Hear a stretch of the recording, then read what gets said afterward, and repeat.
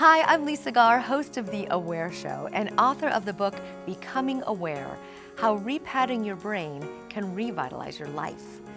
And the book is about a story that I had. It was a near-death experience that I had from a very severe accident. I was on a bike and I was in the middle of a mountain bike race, which I love to do, and it was a very, very hot day.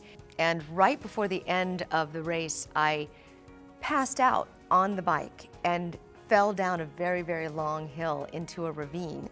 And I cracked my helmet in about 13 places, causing severe brain damage at the time, at which point the doctor asked me, the vital signs, what's your name? And I couldn't speak. It was a very scary time in my life. So after that, I was committed to rebuilding my brain. The certain cortexes that I had damaged, I rebuilt through neurofeedback and biofeedback and many different brain entrainment exercises. One of the techniques in the book that I love is called Remembering Your Future.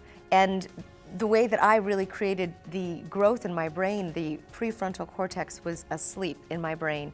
And by sending these feedback loops back and forth to this computer program, it was able to stimulate the growth in the neurons in my brain. And through years of doing this, I was able to rebuild that cortex of the brain. And what happens, and what's so fascinating to me, is these neurochemicals in your brain form bundles, and those bundles form together, which cause things like memory and habits and patterns.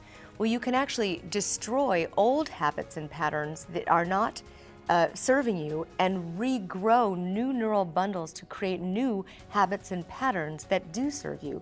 So when you go into a visualization and go into your future and create the desired outcome that you want to have, and you feel it in all of your senses, you see it, you hear it, you taste it, and you create that intensity, that emotion around that desired outcome, it literally creates neural bundles in the brain that you can then form a memory of, even though it hasn't happened yet.